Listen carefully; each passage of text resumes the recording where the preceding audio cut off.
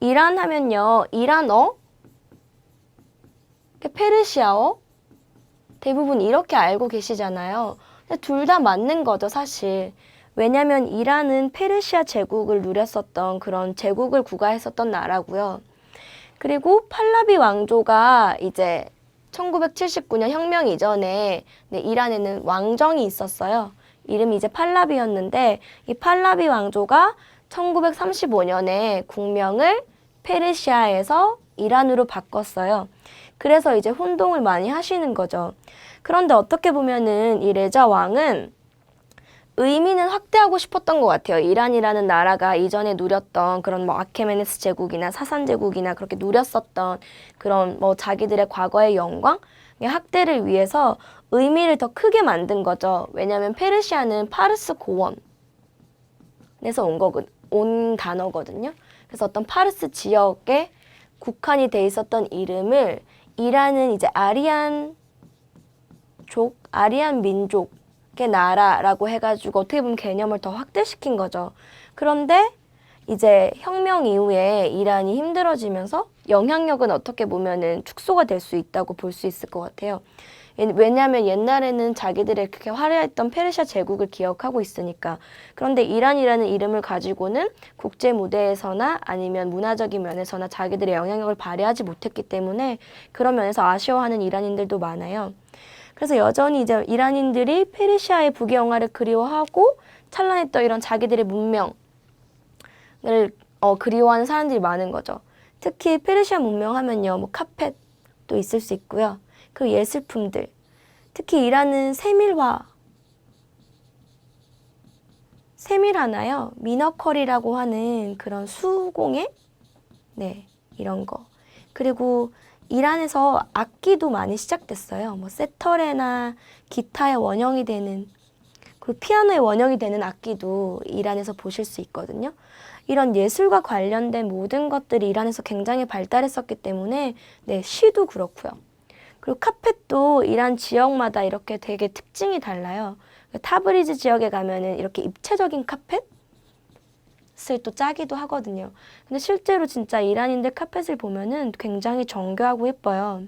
그리고 이 카펫이, 이란 카펫이 밟으면 밟을수록 무늬가 선명해진다 그래요.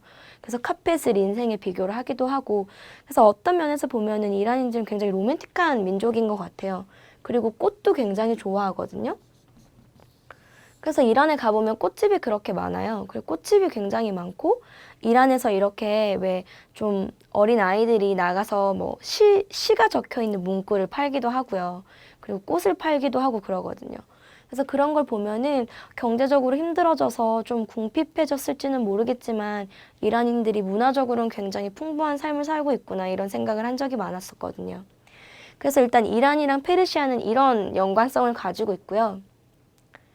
그래서 이제 언어 쪽으로 넘어와 보면요. 이란어를 제가 공부를 한다고 하면 아랍어라고 생각하시는 분들이 많더라고요. 그런데 그렇게 생각할 수밖에 없는 게 아랍어에서 알파벳을 차용을 해서 쓰는 게 맞아요. 그래서 이란어 알파벳이랑 아랍어 알파벳은 똑같은 거죠. 어떻게 보면. 그런데 읽는 방법이 다르고 뭐 문법이 다르고 그러니까 언어 자체는 굉장히 다른 언어지만 솔직히 이 알파벳을 차용했고 그리고 7세기에 이제 이란으로 이슬람이 유입되면서 아랍어의 영향을 많이 받은 것은 사실이겠죠. 그래서 원래는 아랍어 알파벳이 총 28글자인데요.